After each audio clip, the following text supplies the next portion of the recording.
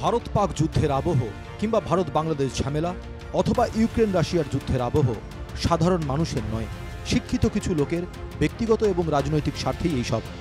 এক অনুষ্ঠানে এই বিস্ফোরক মন্তব্য করলেন ত্রিপুরার মন্ত্রী তথা ফটিক রায়ের বিধায়ক সুধাংশু দাস। মন্ত্রী সুধাংশু দাসের মন্তব্যে অনেকেরই চোখ কপালে উঠেছে। ব্যক্তিগত উদ্যোগে ফটিক রায় এলাকায় মাধ্যমিক ও উচ্চ মাধ্যমিক প্রথম ও দ্বিতীয় বিভাগে উত্তীর্ণ পড়ুয়াদের সংবর্ধনা প্রদান অনুষ্ঠানে ভাষণ দিচ্ছিলেন মন্ত্রী সুধাংশু দাস। অনুষ্ঠানে মন্ত্রী বলেন, ভারত পাকিস্তান যুদ্ধ কিংবা ইউক্রেন রাশিয়ার যুদ্ধই হোক অথবা ভারত বাংলাদেশের মধ্যে অস্থিরতার জন্য সাধারণ মানুষ দায়ী নন, বরং শিক্ষিত মানুষ নিজেদের ব্যক্তিগত ফায়দার জন্য এই সব করছে। বিশেষ করে এই সবের পেছনে রাজনৈতিক লাভালাভির হিসাব রয়েছে। আচ্ছা, আপনারা বলুন তো, পাকিস্তান ভারতের যে যুদ্ধ হচ্ছে এটা কি রেগার শ্রমিক আর কাঠমিস্ত্রি রাজমিস্ত্রি যুগালির কারণে হইতেছে? যারা ড্রেন পরিষ্কার করে সাফাই করে তাদের কারণে হইতেছে যুদ্ধ? বাংলাদেশের সাথে যে এত সমস্যা, বাংলাদেশে যারা রিক্সা চালায়, টুকটুক চালায়, সবজি কাটে, মাছ কাটে, তাদের জন্য কি সমস্যা? ইউক্রেন রাশিয়ার যুদ্ধ হচ্ছে, এটা কি ওইখানকার যারা সুইপার বা ক্লিনিং স্টাফ তাদের জন্য কি হচ্ছে? এটা এগুলি সব বড় বড় শিক্ষিত মাতাদের জন্য হচ্ছে। কেন? শুধুমাত্র তাদের ব্যক্তিগত ফায়দা, রাজনৈতিক পলিসির জন্য, প্রফিটের জন্য। মন্ত্রী বলেন, সমাজ মূর্খ মানুষের জন্য নয়, খারাপ হয় শিক্ষিত মানুষের জন্য। মন্ত্রী বলেন, সমাজ মূর্খ মানুষের জন্য নয়, খারাপ হয় শিক্ষিত মানুষের জন্য।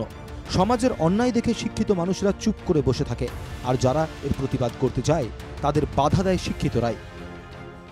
মাথায় রাখেন, সমাজ কিন্তু মূর্খ মানুষের দ্বারা খারাপ হয় না, সমাজ খারাপ হয় শিক্ষিত মানুষের কারণে।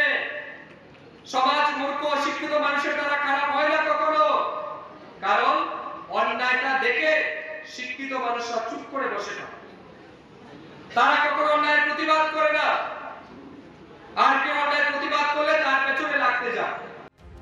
সুধাংশু দাস বলেন, সমাজে শিক্ষিত মানুষের অভাব নেই, রয়েছে শিক্ষিত বিবেকের অভাব। তিনি বলেন, সরকারি অফিসে অনেক শিক্ষিত অফিসার সাধারণ কাজের জন্য সাধারণ মানুষকে হয়রান করেন। শিক্ষিত মানুষের কিন্তু অভাব নাই, শিক্ষিত বিবেকের অভাব।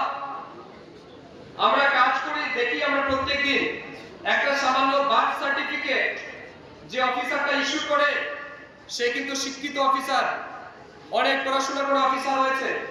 একটা সাধারণ গরিব মানুষ, মানুষের বাড়িতে কাজ করে, কৃষক, সে তার দিনের হাজিরা ত্যাগ করে নিজের পয়সা খরচা করে গাড়ি ভাড়া দিয়ে কুমারঘাট যায়, কৈলাসহর যায় একটা সার্টিফিকেট আনার জন্য।